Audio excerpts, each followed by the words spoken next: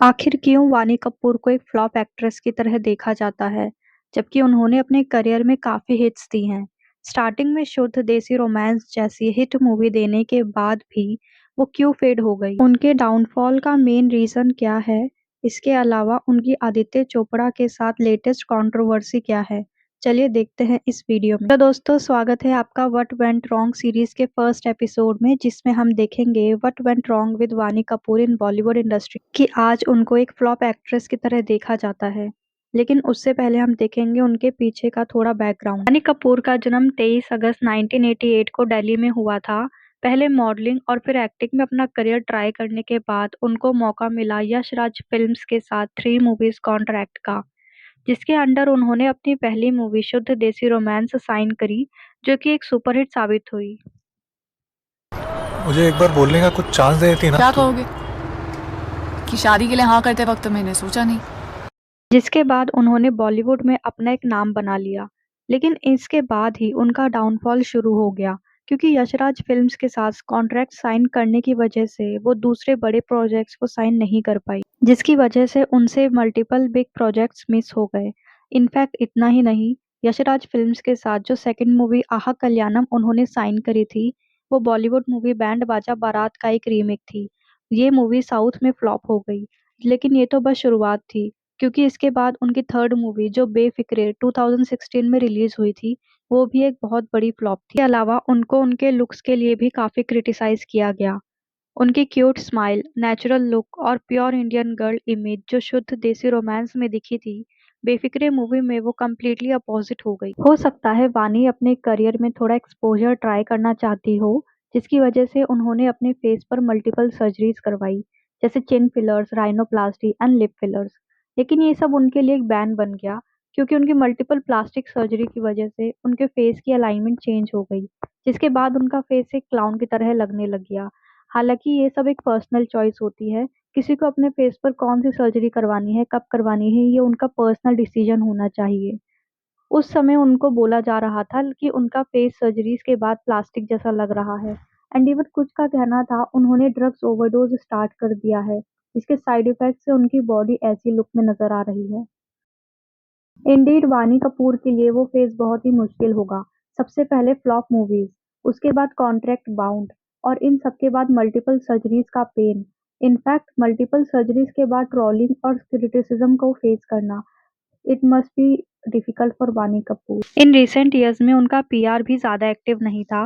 वो ज्यादा इंटरव्यूज और शो में दिखाई नहीं देती थी, इसीलिए उनकी इमेज टाइम के साथ फेड होती चली गई।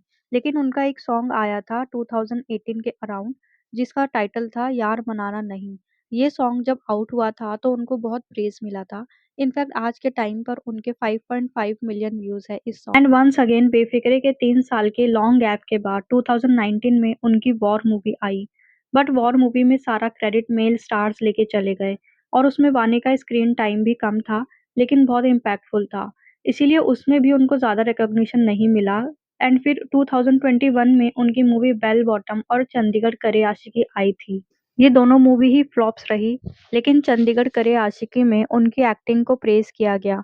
फिर उसके बाद उनकी नेक्स्ट मूवी आई खेल खेल में, जो कि एक फ्लॉप थी। हालांकि मूवी की स्टोरी लाइन, कास्ट, परफॉर्मेंस सब अच्छा था, लेकिन बॉलीवुड में क्लैश के चलते ही इस मूवी को समर, ड्रिंक बना यार।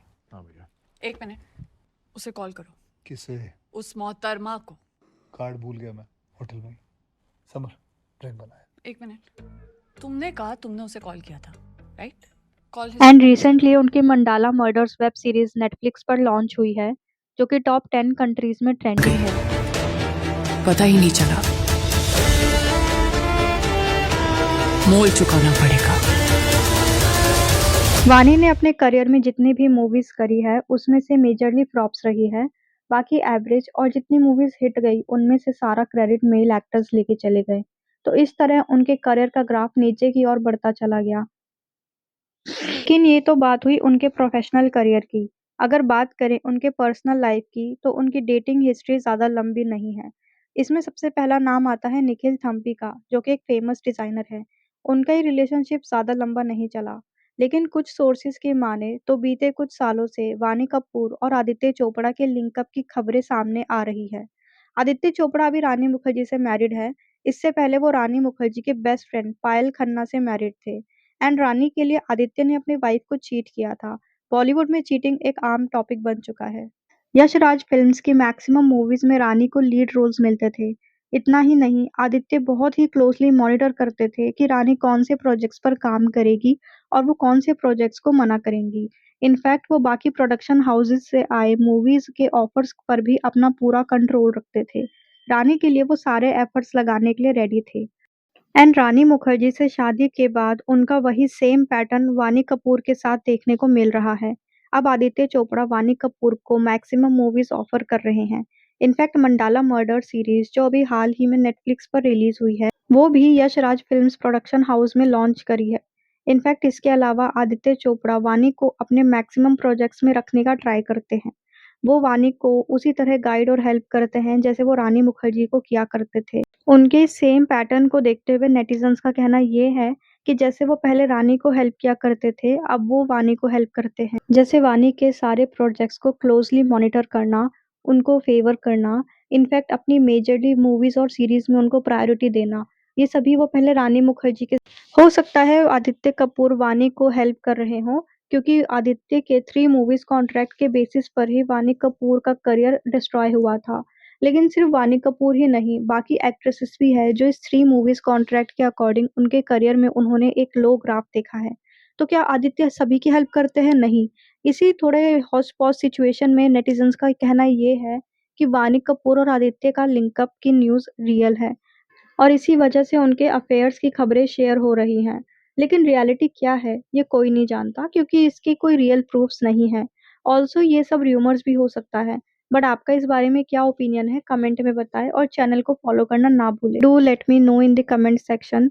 ये जो हो रहा है, क्या ये रानी का कर्मा है या ये आदित्य चोपड़ा की कैसानोवा वाली इमेज है जो वो हाइड करना चाहते हैं? और क्या वानी कपूर एक विक्टिम है या वो जस्ट एक विक्टिम कार्ड प्ले कर रही हैं? कमेंट में बताएं।